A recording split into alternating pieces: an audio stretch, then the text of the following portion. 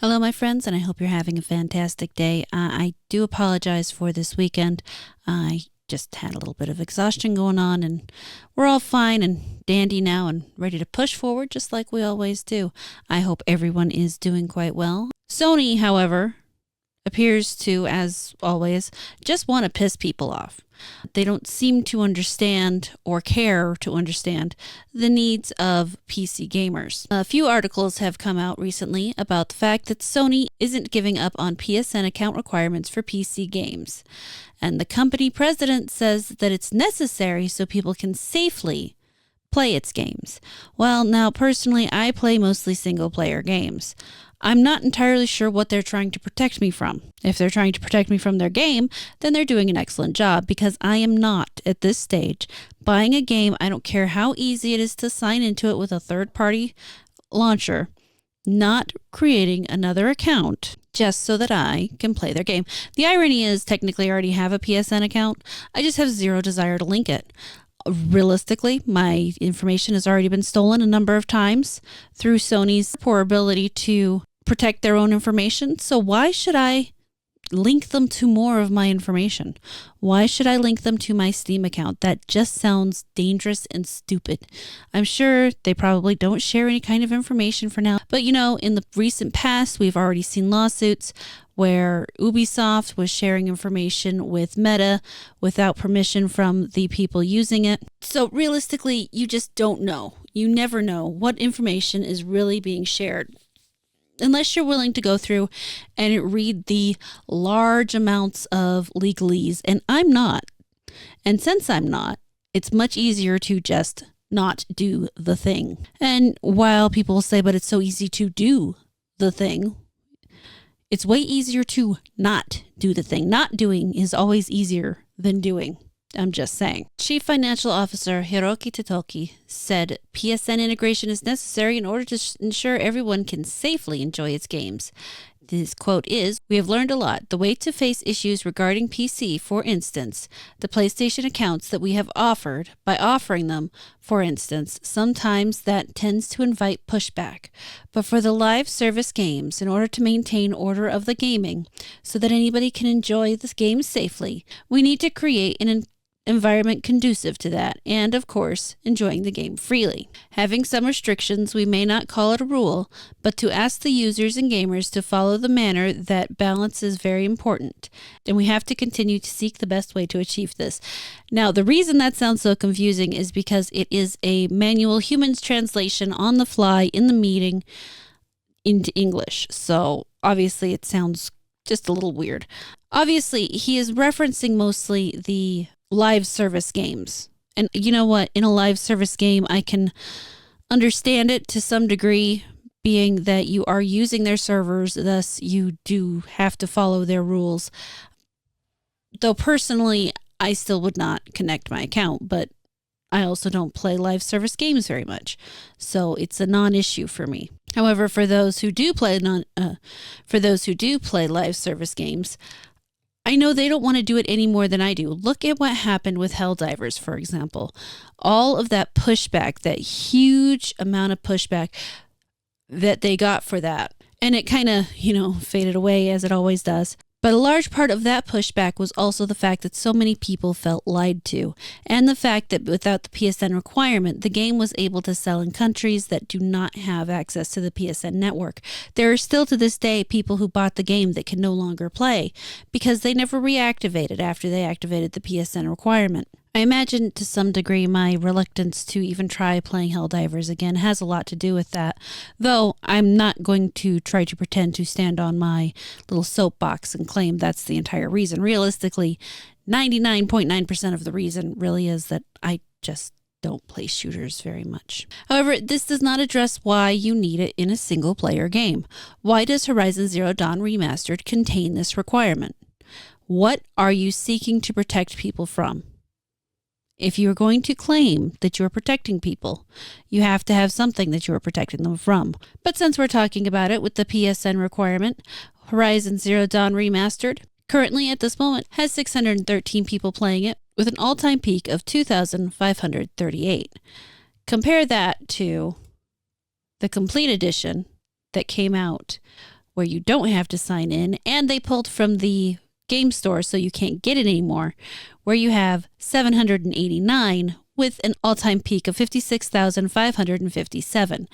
Gee, it's almost like if you charge people $10 more for a game than it originally came out at and make them sign into a separate service, they're not going to buy it. Call me crazy, but that kind of feels like what that means to me. I have also now looked up Horizon Forbidden West, which is available for PC, and I'm going to have to buy the complete edition before they decide to remaster it and pull it from the game store so that I can actually beat it, because while I do have it on my PlayStation 5, I don't game on console enough to make it possible for me to play it.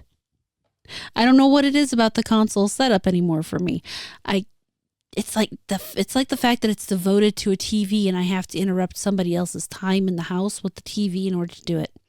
I think that's the issue. So I don't. I'd much rather play on my computer, which is mine, and I'm not bothering anybody else when I use it. Enough about me. I will say, to provide a complete frame of reference, I do want to compare this to the Ghost of Tsushima's numbers, which has the PSN login only necessary for their multiplayer login, which has currently, right of this moment, 1,683 people in the game and an all-time peak of 77,154.